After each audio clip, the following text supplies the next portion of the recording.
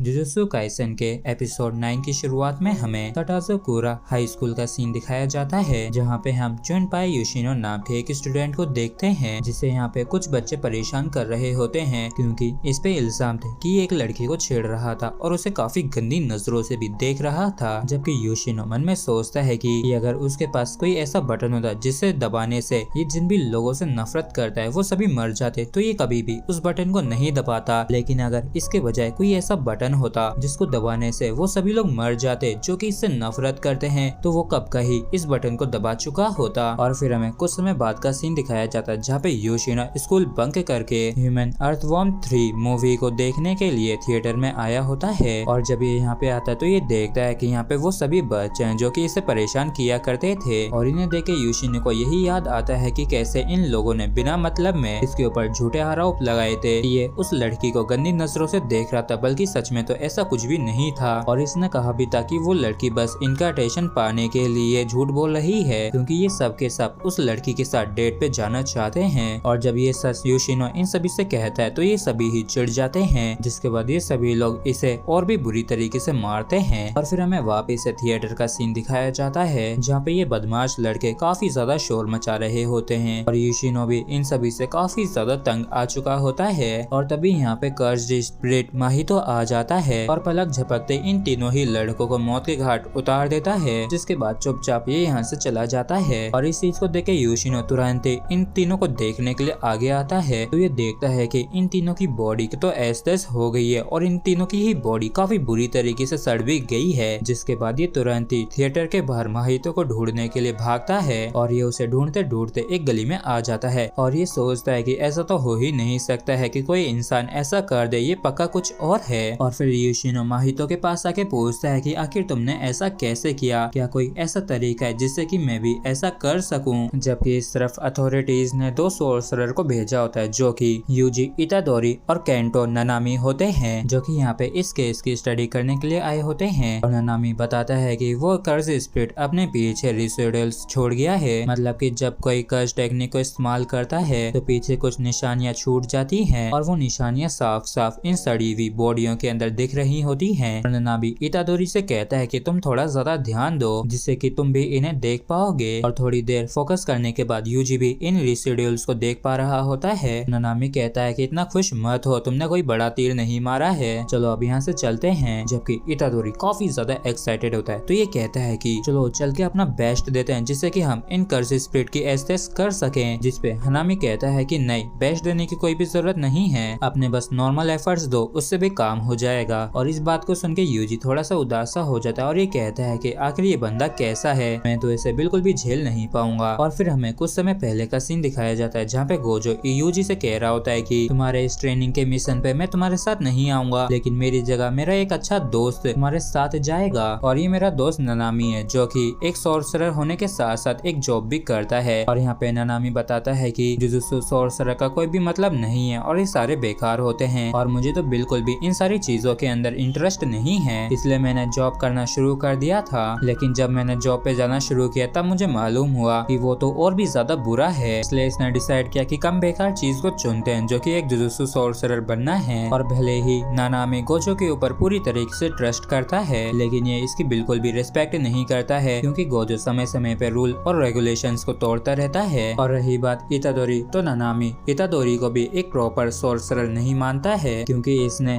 Sukuna की finger को निगल रखा है, जिसकी वजह से ही इसके पास थोड़ी बहुत पावर है। जिसके बाद हमें वापस से प्रेजेंट का सीन दिखाया जाता है, जहाँ पे नानामी इन रिसिडुअल्स का पीछा करते हुए बिल्डिंग की छत पे आ जाता है, जहाँ पे पहले से ही बारिश हो रही होती है और तो और यहाँ पे कुछ कर्जेस भी होते हैं। और इन्हें देख के नानामी कहता है कि तो फिर चलो, हम दोनों के पास ही एक एक कर्ज है, तो चलो जल्दी से इन्हें निपटा देते हैं। और यूजी कहता है कि मैं नहीं चाहता कि नानामी हमेशा मुझे बच्चों की तरह ट्रीट करे, क्योंकि मैं कोई दूध पीता बच्चा नहीं हूँ और मैं अब अपने आप को साबित करके दिखाऊंगा। नानामी कहता है कि यहाँ पे मैं ही सबसे बड़ा हूँ, तो मेरी जिम्मेदारी बनती है कि मैं तुम्हारी जान बचाऊं, और वैसे भी मैं गोजो नहीं हूँ, तो मेरे हिसाब से जीने मरने की सिचुएशन से बाहर निकलना एडल्ट होना नहीं होता है, बल्कि जिंदगी की वो छोटी छोटी चीजें होती है जो कि आपको एडल्ट बनाती हैं। जैसे कि जब तुम्हें अपनी फेवरेट चीज चाहिए हो और जब तुम उस चीज को दुकान में लेने के लिए जाओ और वो चीज वहाँ पे हो ही ना, और जब तुम ब्रेकफास्ट करने जाओ तब ब्रेड खत्म हो गई हो, तो यही छोटी छोटी चीजें तुम्हें बड़ा बनाती हैं। और जब नानामी अपने अपोनेंट की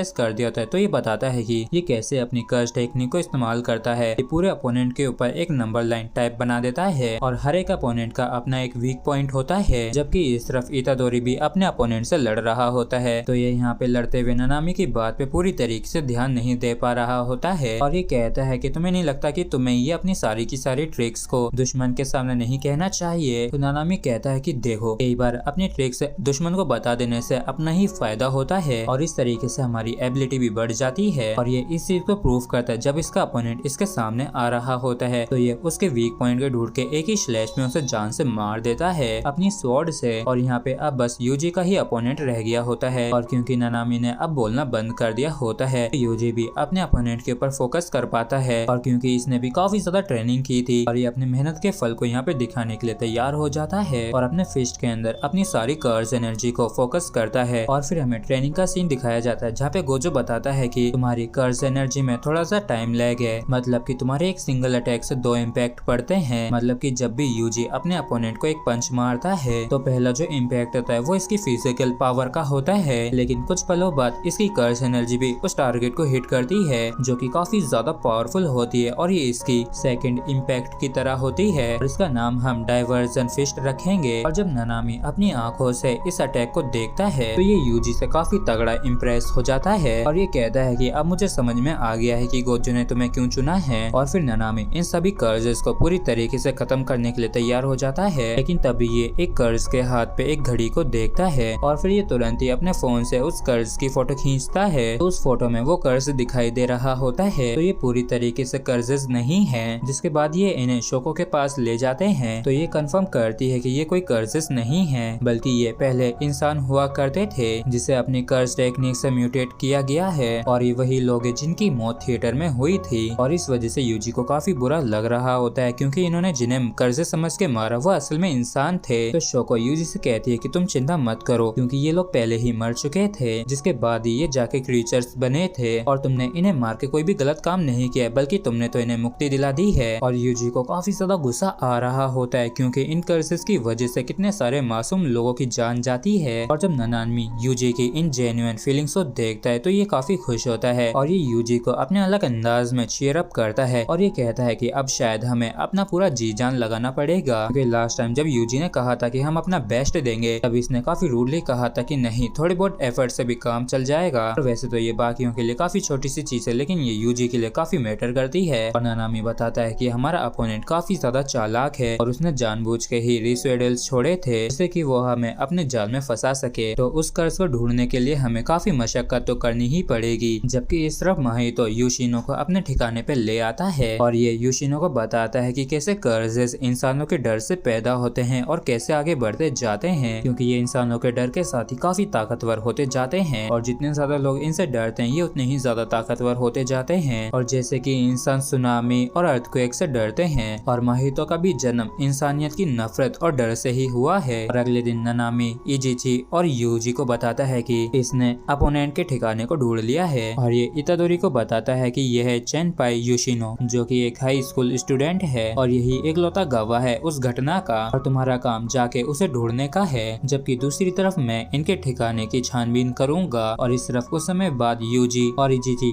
योशिनो को ढूंढ लेते हैं और ये इसका पीछा करना शुरू कर देते हैं जबकि इनके हाथ में एक छोटा सा प्रिजन होता है जिसके अंदर एक कर्ज स्प्रिट कैद होता है जिसे पूरी तरीके से तालिस्मान से कवर करके रखा गया है। जबकि इस तरफ गोजो नानामी से डेट पे चलने के लिए कहता है जिस पर नानामी क्लियरली इसे मना कर देता है। तो गोजो बार बार इसे कहता है कि काफी ज्यादा इम्पोर्टेंट है, प्लीज मेरे साथ चलो ना, लेकिन नानामी इसकी बातों में नहीं आता है और हर बारी ही इसे मना कर देता है। तो इतनी बार असफल हो जाने के बाद गोजो नानामी को एक लेटर देता है और कहता है कि देखो इसमें क्या बना हुआ है। तो नानामी जैसे इसे खोल के देखता है तो इसके अंदर छोटा सा मेन पार्ट बना हुआ होता है और इस चीज को देख के नानामी को काफी ज्यादा गुस्सा आ जाता है। और इसी के साथ भाई लोग ये एपिसोड भी हमारा यहीं पे खत्म होता है। अगर आप लोगों को वीडियो अच्छा लगा हो तो प्लीज चैनल को सब्सक्राइब और वीडियो को लाइक करना बिल्कुल भी ना भूलें। Thank you.